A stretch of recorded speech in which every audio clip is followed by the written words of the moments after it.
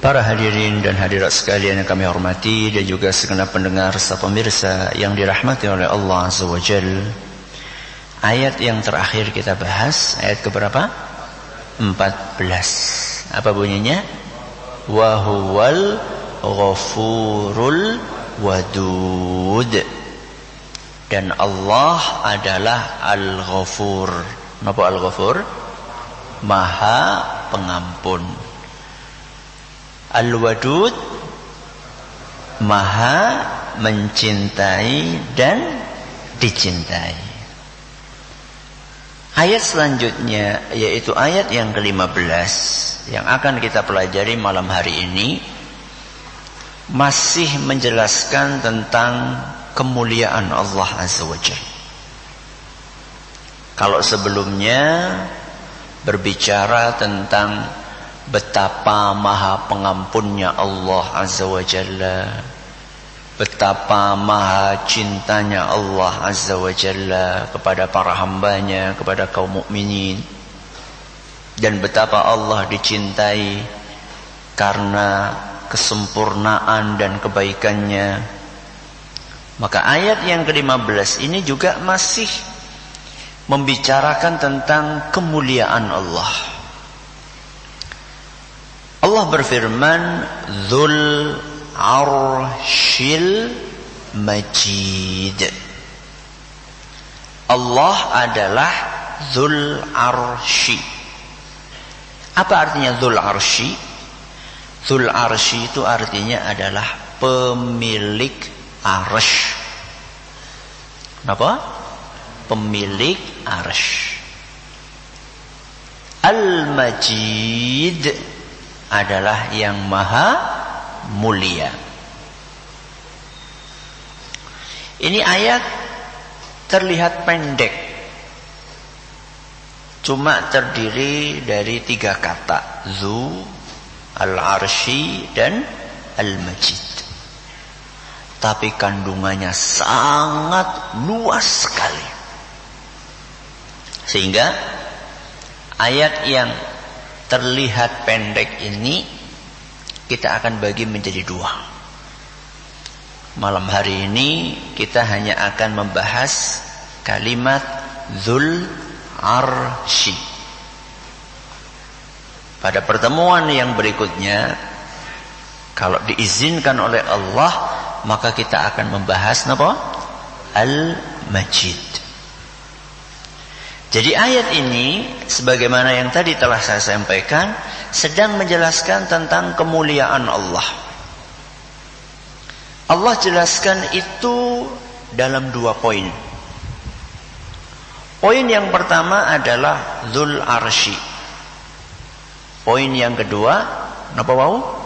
Al-Majid. Malam ini kita bahas Dzul Arsy. Poin yang pertama, Dzul Arsy. Apa tadi artinya? Pemilik arsy. Siapa? Allah. Loh, emang yang dimiliki Allah cuma arsy saja? Atau ada yang lain yang dimiliki oleh Allah? Allah memiliki apa aja? Segala sesuatu. Segala sesuatu adalah milik siapa? Allah. Dalilnya apa Ustaz? Surat Al-An'am. Surat apa? Al-An'am.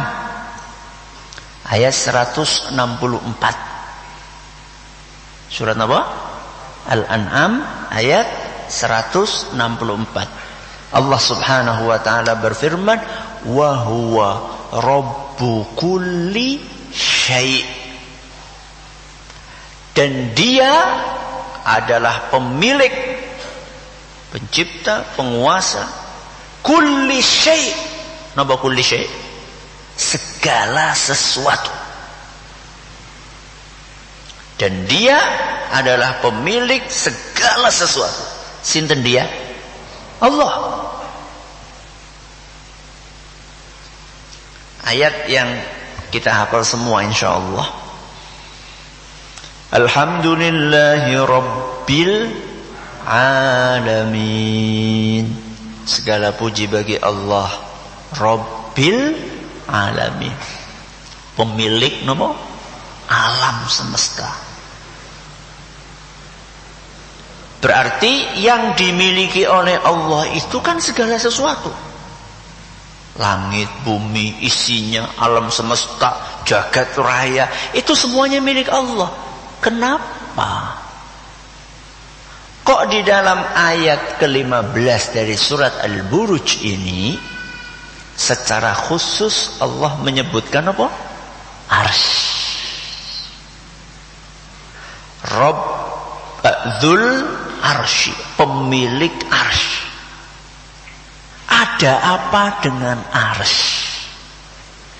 Kenapa secara khusus dari sekian banyak makhluk Allah yang tidak terhitung jumlahnya, kok yang disebutkan arsy? Berarti arsy adalah sesuatu yang spesial. Arsy adalah sesuatu yang istimewa. Sehingga oleh Allah Azza wa Jalla ditonjolkan di sini. Saya kasih ilustrasi. Ketika jenengan punya rumah 3, misal jenengan punya rumah 3, rumah A megah, mewah, rumah B sedang, rumah C biasa. Ketika jenengan ingin memperkenalkan diri jenengan, jenengan akan sebutkan, oh nyong sing duwe omah A apa B apa C? Allah, paling apa? Gede. Masa jenengan akan ngomong, aku tuh sing duwe omah C? Kecuali nek dikejar tukang pajak mungkin dia. Tapi kalau pengen pamer, ya ingin menonjolkan diri, yang akan disebut yang mana? Saya kasih ilustrasi yang lain. Jenengan punya anak 10. Wonten? Wonten. Mudah-mudahan ada.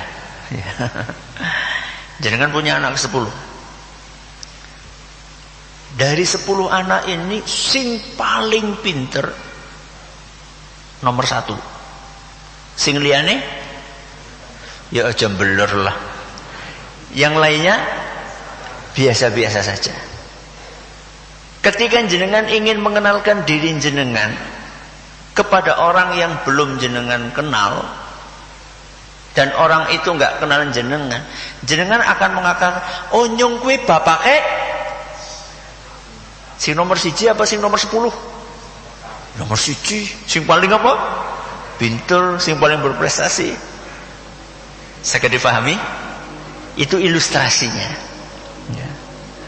Jadi Allah Subhanahu wa ta'ala ketika menyebutkan salah satu makhluknya, kemudian Allah katakan Dzul Arsy, dialah pemilik arsy, itu dalam rangka untuk menunjukkan betapa istimewanya arsy, betapa spesialnya arsy. Baik, apa sih istimewanya arsy?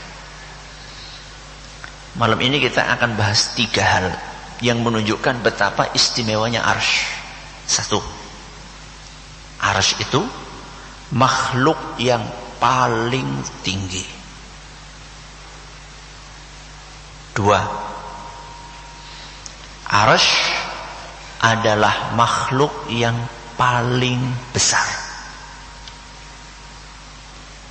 3, arsy adalah makhluk yang paling pertama diciptakan oleh Allah.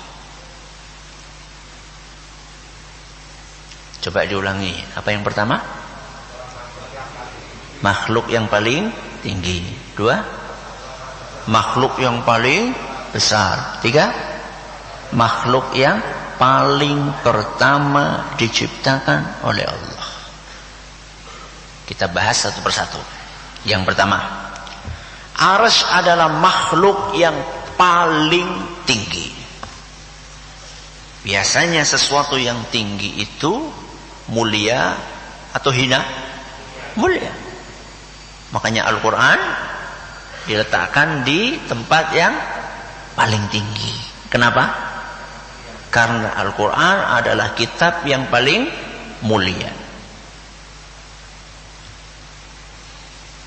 Orang tua biasanya duduk di mana? Di tempat yang lebih tinggi daripada yang muda. Saya minta maaf ya. Saya bukan yang paling tua di sini. Ben keton. Dulu kalau jenengan masih ingat ketika saya baru pulang tahun berapa ya? 2010 kalau nggak salah. Berarti berapa tahun yang lalu? 12 tahun yang lalu. Pertama kali kajian tafsir itu saya duduknya di bawah. Dan saya lebih suka duduk di bawah. Dan kenapa kok terus naik ke atas? Karena jumlahnya tambah. Dulu tuh yang hadir 30, 20. Jadi kalau duduk di bawah itu masih apa? Masih kelihatan. Lama-lama tambah banyak ya terpaksa. Nuhun sewu nggih. Yang sepuh-sepuh mboten napa-napa. Alhamdulillah.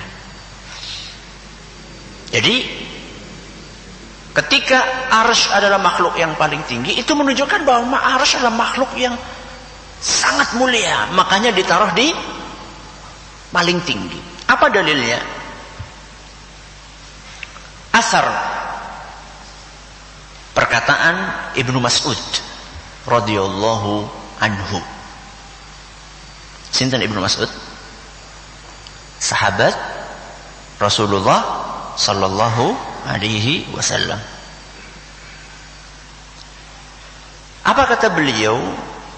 Bainas sama'id dunya wallati taliha 500 am. Jarak antara langit dunia dengan yang di atasnya.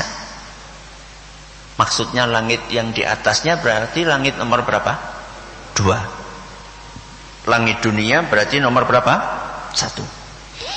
Jarak antara langit pertama dengan langit kedua adalah 500 tahun. 500 tahun itu maksudnya kalau kita menempuh jarak antara langit pertama dengan langit kedua butuh pinten tahun? 500 tahun. Jauh atau dekat? Jauh banget. Baik. Wa baina kulli sama'in 500 am.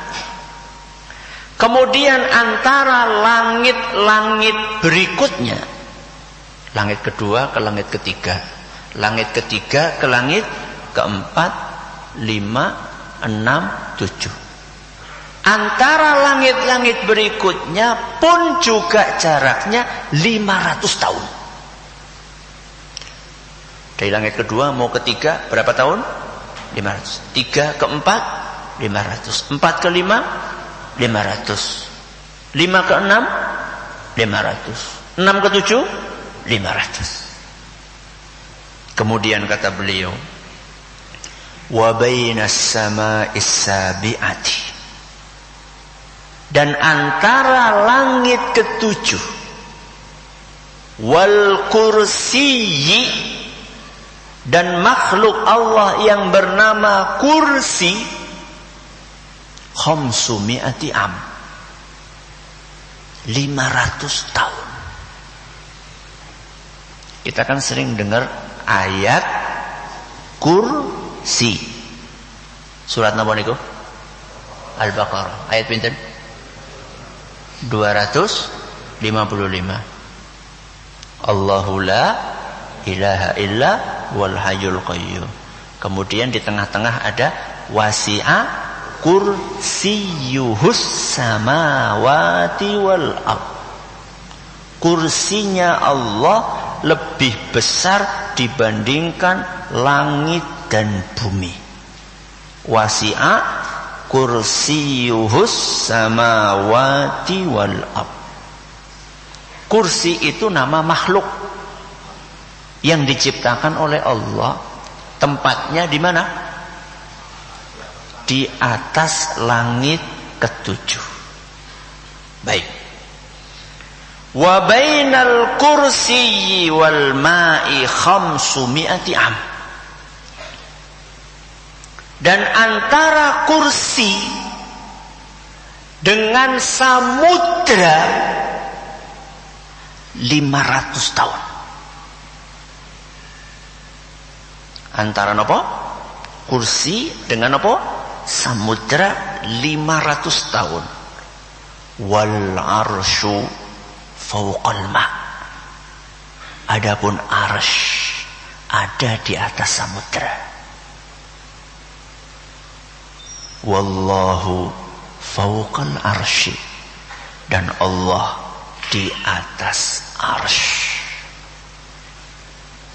Asar ini diriwayatkan oleh Imam Ibn Khuzaimah di dalam kitab Tauhid dan dinilai sahih oleh Imam Ibnul Qayyim dan Imam Az-Zahabi rahimahumullah. Ustaz, itu kan perkataan Ibnu Mas'ud, bukan perkataan sinten? Rasulullah sallallahu alaihi wasallam. Baik. Kata Syekh Ibnu Utsaimin, informasi yang disampaikan oleh Ibnu Mas'ud tadi, jarak antara satu langit dengan langit yang lain, itu hal gaib atau bukan? Atau bisa dikarang? Hal gaib atau bisa dikarang? Hal gaib.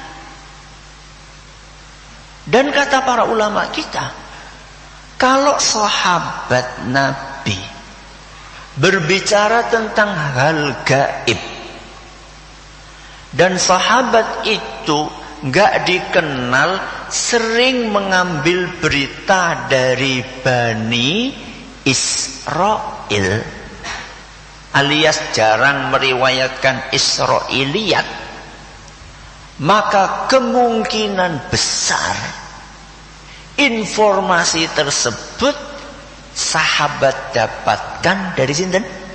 Rasulullah sallallahu alaihi wasallam. Makanya kata Imam Ibnu Utsaimin, asar tadi fi hukmil marfu', selevel dengan hadis. Karena itu hal gaib yang tidak mungkin dikarang-karang oleh sinten? Sahabat Nabi SAW. Berarti arsy itu pinten tahun kalau kita pengen ke sana?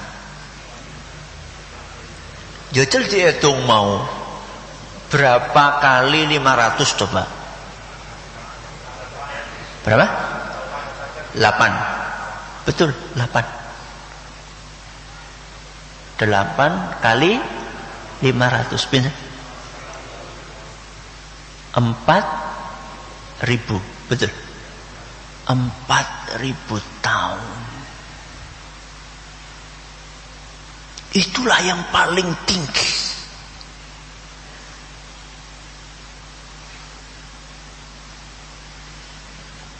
Bahkan ya,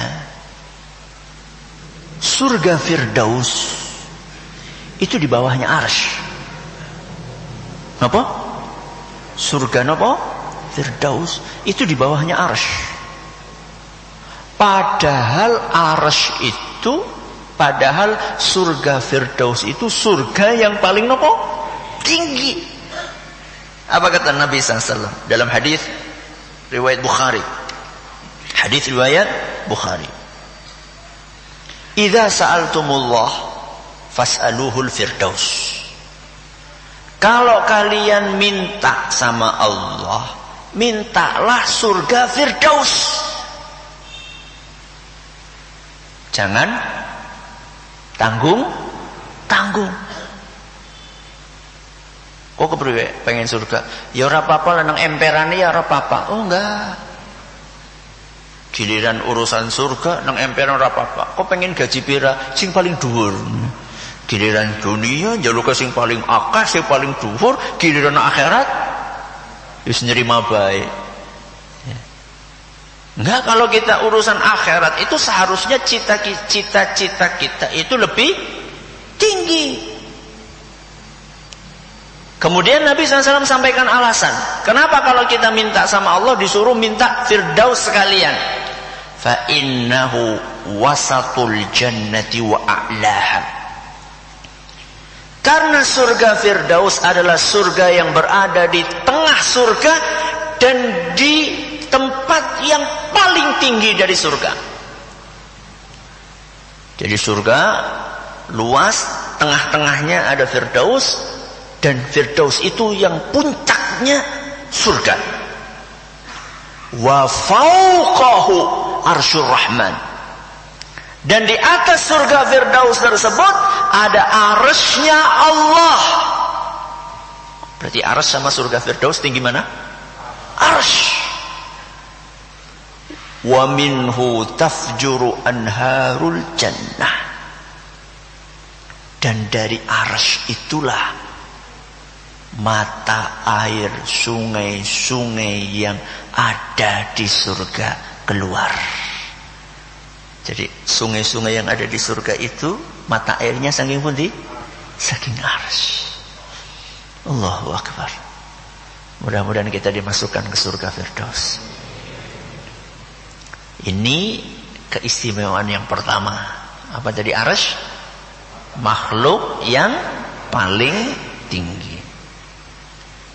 Yang kedua, napa wau? Yang paling besar. Makhluk yang paling besar. Allah berfirman dalam surat Al-Mu'minun ayat 86. Surat apa? Al-Mu'minun ayat 86. Qul, katakanlah, man rabbus samawati sab'. Siapakah Tuhan, pemilik, pencipta, pengatur 7 lapis langit. Wa rabbul arsyil azim. Dan siapakah pemilik arsy yang besar? Baik Ustaz, itu kan cuma dikatakan besar. Sedangkan tadi Ustaz sampaikan paling besar. Baik. Yang lebih gamblang lagi adalah sabda Nabi SAW. Dalam hadis yang diriwayatkan oleh Imam Ibnu Abi Syaibah dalam kitab beliau Al-Arsh. Jadi ada ulama khusus nulis kitab judulnya apa? Al-Arsh. Enggak cuma satu ulama yang nulis. Imam Ibnu Abi Syaibah salah satu ulama. Beliau sekitar hidup abad ke-3 ke-4 Hijriah. Imam Ibnu Abi Syaibah. Enggak terlalu tebal bukunya, sekitar seginilah. Sekitar segini. Tapi ada lagi ulama lain nulis juga kitab judulnya Al-Arsh. Imam Az-Zahabi. Imam Az-Zahabi itu hidup sekitar abad ke-8 atau ke-9 Hijriah.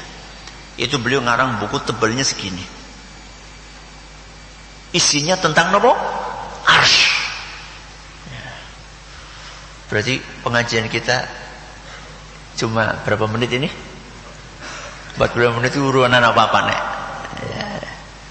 Beliau nulis khusus masalah arus saja setebal itu 2 jilid. Kayak ngapa Ustaz bukunya?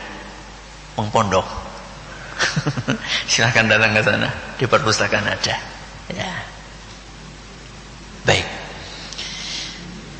Sebelum saya bahas hadis ini, riwayat Ibnu Abi Syaibah dalam kitab Al-Arsh dan dinilai sahih oleh Syekh Al-Albani, saya ingin ingatkan kepada jenengan makhluk yang namanya kursi. Makhluk yang namanya kursi. Tadi besarnya seberapa ukurannya? Berapa? lebih besar dari langit dan bumi. Dalilnya apa? Wasi'a kursiyuhus samawati wal ard. Wasi'a kursiyuhu, kursinya Allah lebih luas, lebih besar, mencakup as-samawati wal ard, langit dan bumi. Berarti kursi sama langit dan bumi besar mana? Kursi. Baik. Berarti kursi besar atau tidak? Besar banget. Sekarang kita bahas arsy. Apa kata Nabi SAW? Mal kursiyu fil arsy. Perbedaan ukuran kursi dibandingkan ukuran arsy. Nabi ingin menggambarkan kepada kita perbedaan ukuran besarnya kursi dengan besarnya apa? Arsy. Seperti apa wahai Rasul? Illa kahalaqatin min hadidin ulqiyat baina dhahrai falatin minal ard. Itu diumpamakan seperti gelang besi. Napa? Gelang besi. Gelang besi niku sepinten? Sementen lah nggih. Gelang besi. Diletakkan di tengah padang pasir. Napa? Gelang besi diletakkan di tengah padang pasir. Gelang besi itu diumpamakan ukurannya napa? Kursi. Padang pasir diumpamakan ukurannya napa? Arsy. Berarti sepripun arsy? Sebesar apa arsy? Lawang kursi saja itu lebih besar dibandingkan langit dan bumi. Makhluk sebesar kursi yang lebih besar dibandingkan langit dan bumi saja. Kalau dibandingkan dengan arsy-nya Allah, itu cuma sekecil gelang di tengah padang pasir. Berarti kursi pripun? Berarti arsy pripun? Besar banget. Berarti langit dan bumi dibandingkan arsy pripun? Ya gak ada apa-apanya. Kula kalian jenengan apa maning? Lawang kita ini gak usah dibandingkan bumi tempat kita tinggal. Enggak nggih. Kita disoting nggih. Ngadeg nang alun-alun disoting sekang satelit. Keton apa mboten? Babar blas ora keton. Saking apanya? Kecil. Kayak gitu kok sombong.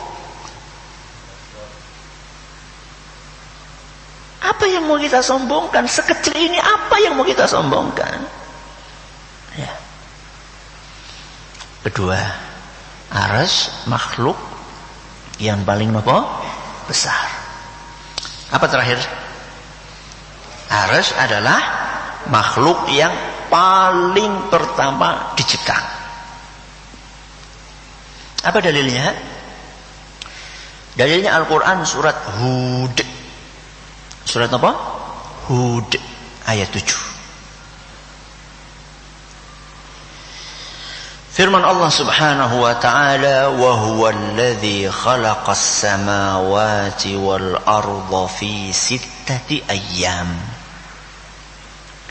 Dialah Allah yang menciptakan langit dan bumi dalam 6 hari. Fi sittati ayyam, dalam 6 hari. Wa kana 'arsyuhu 'alal ma', dan saat itu maksudnya saat apa? Saat diciptakannya langit dan bumi, arsy Allah sudah ada di atas samudra. Berarti langit dan bumi sama arsy duluan mana? Arsy. Makanya jumhur, napa jumhur? Mayoritas ulama mereka mengatakan bahwa arsy adalah makhluk yang pertama diciptakan oleh Allah. Ada sebagian ulama punya pendapat berbeda. Kata ulama tersebut yang pertama kali diciptakan adalah al-qalam. Napa al-qalam? Pena. Akan tetapi pendapat yang lebih kuat adalah pendapat mayoritas ulama yang mengatakan bahwa yang pertama kali diciptakan apa?